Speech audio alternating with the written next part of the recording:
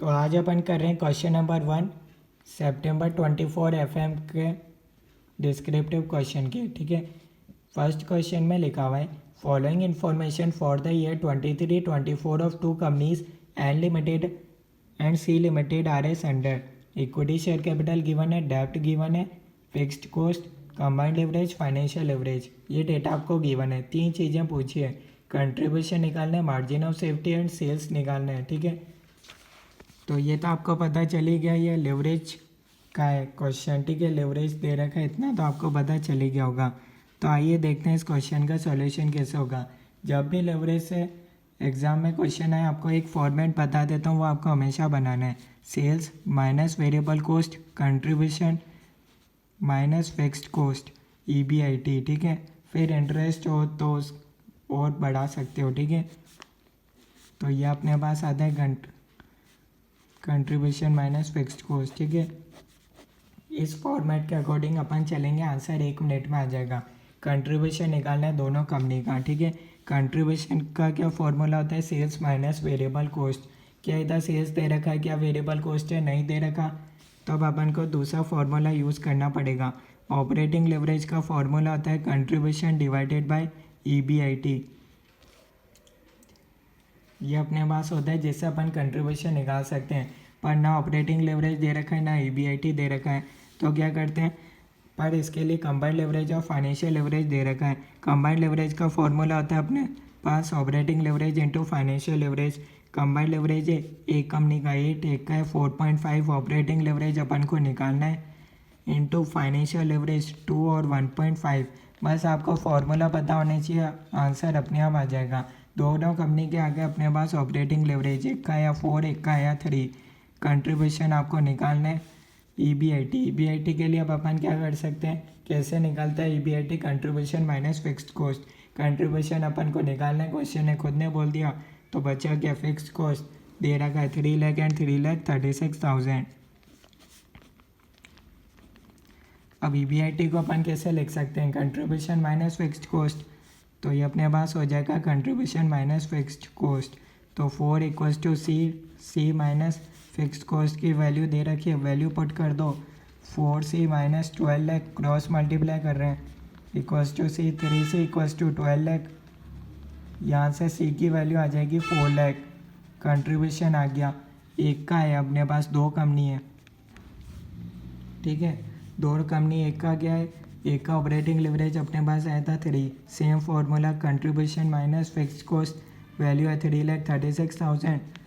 3 = 3C minus 3,36,000 into 3, 10,08,000 =C। 2C = 10,08,000। यहाँ से आपके पास C की वैल्यू आ जाएगी, कितना आ रहा है, 5,04,000।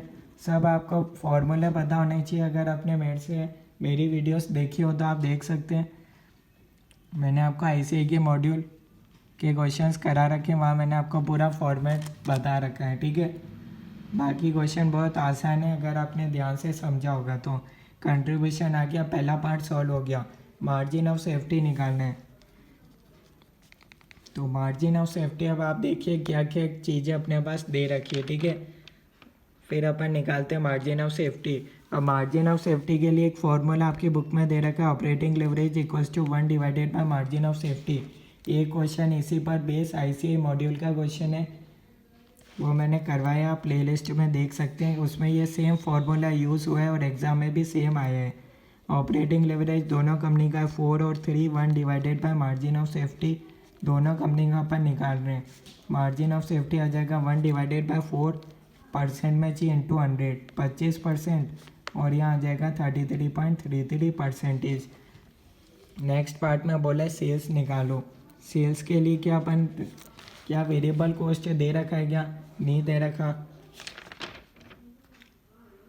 तो अब सेल्स का अपन एक फॉर्मूला जानते हैं, एक अपन PV रेशो का फॉर्मूला अपन जानते थे, contribution divided by sales into 100। ये अपन ने मार्जिनल कॉस्टिंग में पढ़ रखा है, PV रेशो। ठीक है, अब यहाँ क्या दे रखा है, PV रेशो अपने पास है नहीं, कंट्रीब्यूशन सिर्फ अपने पास है, कितना, 4 लाख गिवन है ना, सेल्स दे रखा है इंटू 100, दोनों चीज़ें नहीं दे रखी।